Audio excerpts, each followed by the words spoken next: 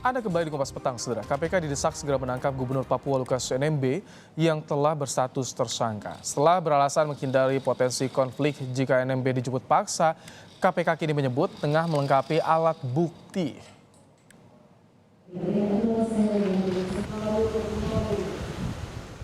Gubernur Papua Lukas NMB kembali jadi sorotan. Tak kunjung ditahan KPK, NMB justru terlihat bugar saat meresmikan kantor gubernur dan sejumlah kantor lain di Jayapura 30 Desember 2022 lalu. Secara kasat mata, kondisinya sehat. NMB tampak lancar saat menekan tombol sirine dan membubuhkan tanda tangan peresmian pada batu prasasti. NMB juga tampak menyalami banyak tamu dan bersuah foto.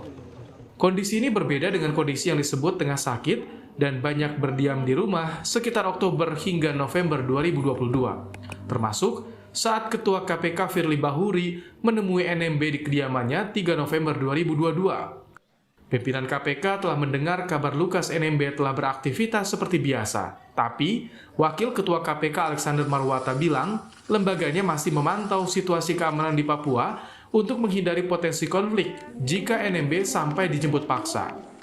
Sekali lagi, kami tidak menghendaki adanya efek-efek yang semacam konflik horizontal dari penjemputan paksa yang bersangkutan. Gitu. Tentu yang memahami situasi setempat itu adalah aparat setempat juga, dan kami terus melakukan koordinasi dengan Kapolda maupun Kapinda dan juga pihak dari TNI di sana. Pusat Studi Anti Korupsi Pukat UGM Yogyakarta mendesak KPK segera menangkap Lukas NMB. Pukat menilai pembiaran terhadap NMB akan jadi presiden buruk penegakan hukum di Indonesia. Nah, sayangnya KPK sejak awal tidak punya strategi yang baik ketika menetapkan Lukas NMB sebagai tersangka. Tidak terlebih dahulu mengamankan yang bersangkutan, tetapi kemudian didahului dengan membuat pengumuman. Setelah itu kemudian ada resistensi, Lukas menggalang massa untuk menghalangi upaya-upaya yang dilakukan oleh KPK.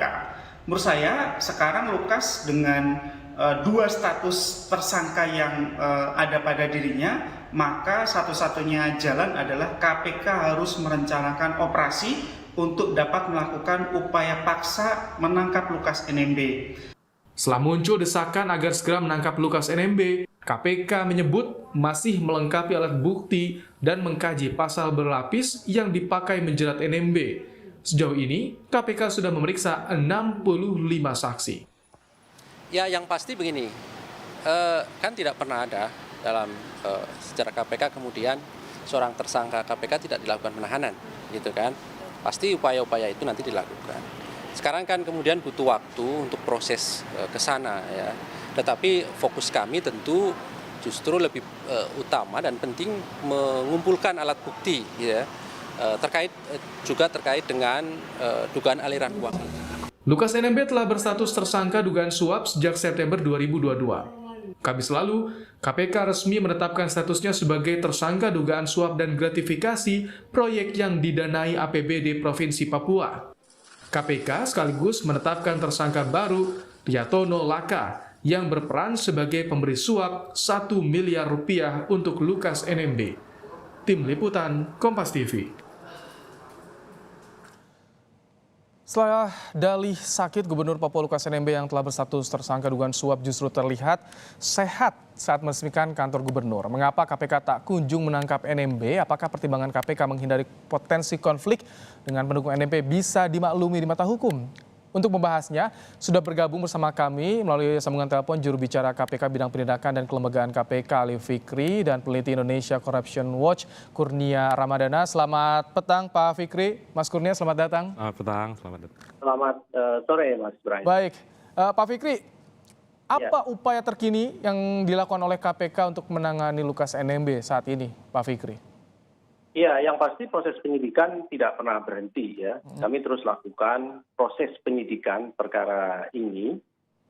Setelah kemarin kami juga sudah umumkan secara resmi para tersangka dalam perkara ini dan satu diantaranya sudah dilakukan penahanan. Perlu kami sampaikan penahanan tentu ada syarat subjektif dan objektif dari penyidik begitu ya. ada kepentingan-kepentingan di dalam menahan seseorang tersangka begitu. Nah, kemudian yang kedua, tentu di dalam proses penyidikan setelah diumumkan dan juga dilakukan satu di antaranya penahanan, proses penyidikan masih terus berjalan, gitu ya. Oke. Untuk pemberi suap tentu dibatasi waktu maksimal hanya 2 bulan.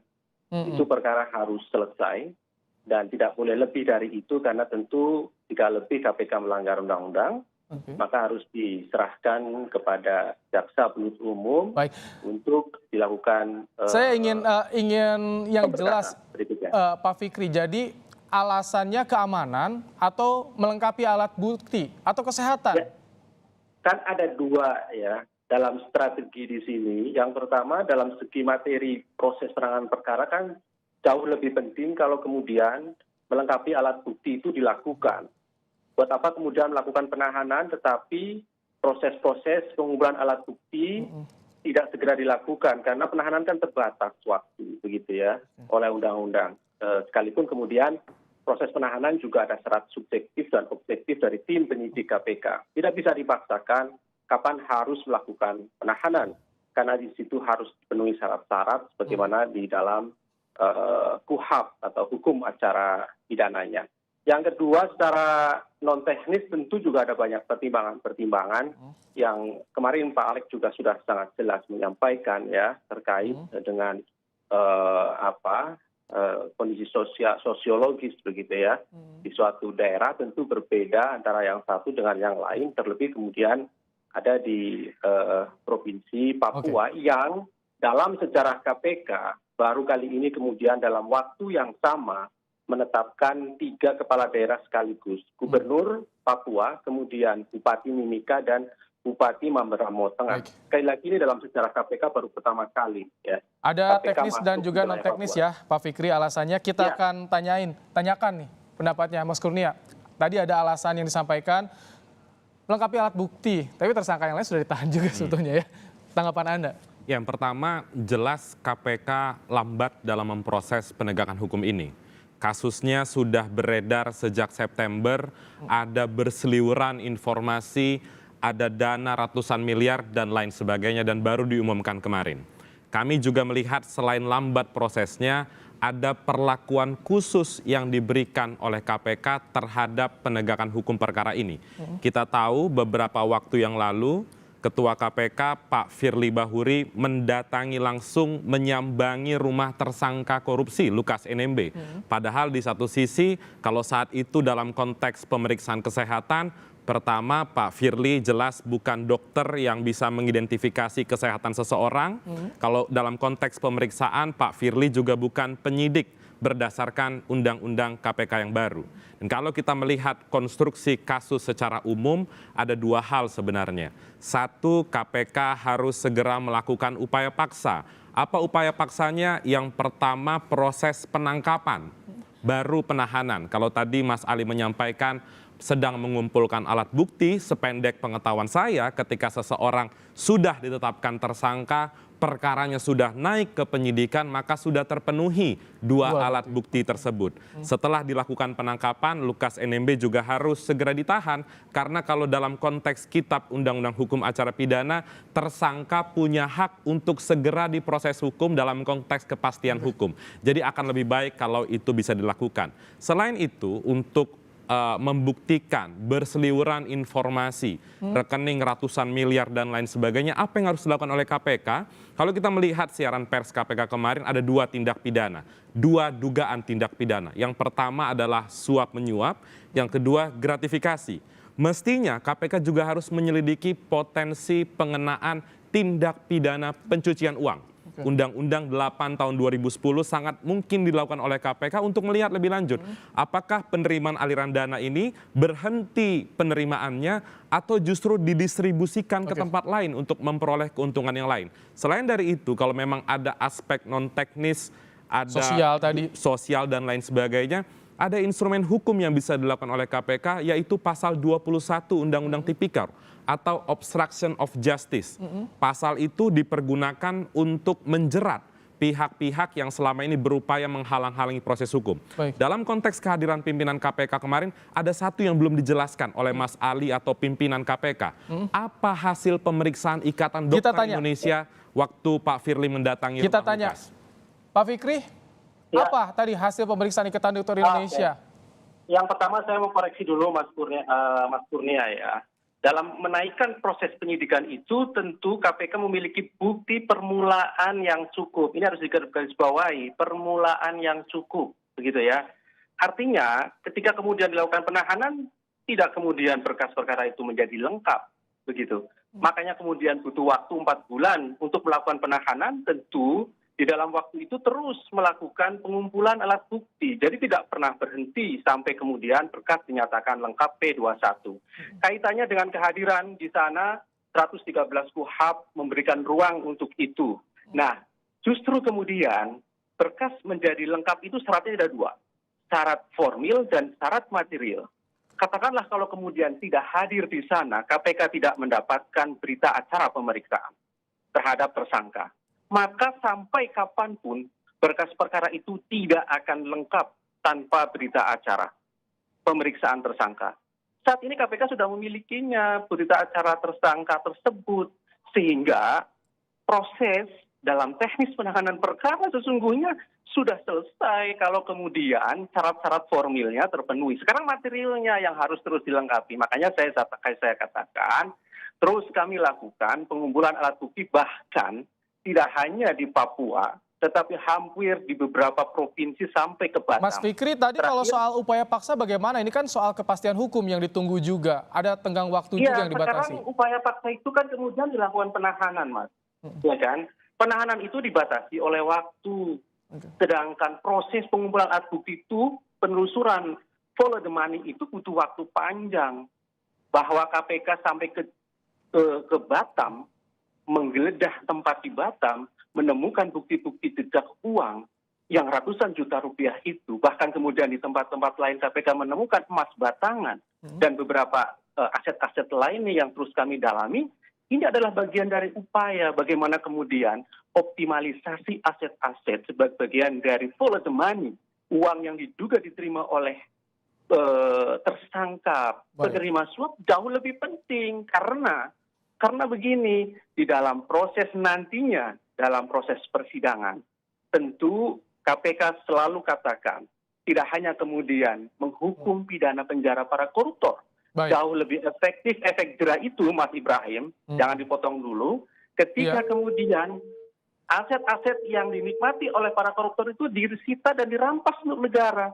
Caranya gimana? Dalam proses penyidikan harus dimaksimalkan. Mencari, menemukan, menyita, merampas. Begitu Mas Ibrahim. Jadi harus optimal ya, efektif dan juga efisien. Jangan kemudian dipotong begitu. Prosesnya dipotong. Jangan, tetapi kemudian ini adalah bagian dari satu kesatuan. Bagaimana kemudian berkas perkara itu menjadi lengkap, syaratnya adalah formil dan gitu. Baik, Mas Kurnia, kalau misalkan tadi Anda bilang ini KPK penegakannya lambat, cenderung hati-hati juga kalau misalkan Anda lihat bagaimana sih pengaruhnya penegakan hukum ini terhadap kasus korupsi, penindakan korupsi di tanah air, di daerah-daerah, terutama seberapa besar pengaruhnya, Mas Kurnia? Ya, yang pertama, kalau tadi Mas Ali menyampaikan KPK saat ini rekor menetapkan 3 kepala daerah, sebenarnya dalam penanganan perkara Lukas NMB ini KPK juga mencetak sejarah. Karena pertama kali Ketua KPK datang langsung menyambangi rumah tersangka, bersalaman dan lain sebagainya. Tadi Mas Ali juga belum menjawab sebenarnya pertanyaannya, apa hasil pemeriksaan Ikatan Dokter Indonesia yang dihadirkan KPK ke rumah Lukas NMB. Kenapa ini menjadi penting? Kalau seandainya pemeriksaan Ikatan Dokter Indonesia menunjukkan bahwa KPK atau pemeriksaan tersebut menunjukkan tidak ada hal-hal yang mengkhawatirkan, maka sebenarnya KPK bisa langsung melakukan upaya hukum lanjutan, yaitu penangkapan. Jadi polanya sebenarnya bukan justru kalau kita mencermati ucapan Pak Alexander kemarin, KPK mengatakan boleh berobat ke luar negeri, ke Singapura, sepanjang dilakukan dulu penahanan dengan mekanisme pembantaran. Bukan itu poinnya. Sampaikan dulu kepada masyarakat, karena selama ini beritanya sudah kemana-mana. Apalagi sudah 4 bulan, KPK baru konferensi pers beberapa hari yang lalu, wajar jika kemudian masyarakat menginterpretasikan lain kerja KPK, sehingga harus ada kepastian hukum, bukan persoalan yang tadi Mas Ali sampaikan, waktu dan lain sebagainya. Kenapa pemberi suap itu sudah ditahan? Kalau konteks tindak pidana suap, Alat bukti belum lengkap misalkan tadi? alat bukti tidak mungkin tidak lengkap dalam konteks formil. Tapi yang jelas kalau pemberi suap berarti kan konstruksi kejahatannya sudah utuh. Apalagi beberapa waktu lalu masyarakat melihat televisi, melihat Pak Lukas NMB meresmikan salah satu gedung, tentu timbul tanda tanya. Kalau sudah seperti ini, KPK ngapain selama ini? Gitu. Baik, Pak Saya Fikri. tanggapi Mas Ibrahim. Saya tanggapi biar utuh. Pemberi suap itu hanya satu pasal, Mas Kurnia.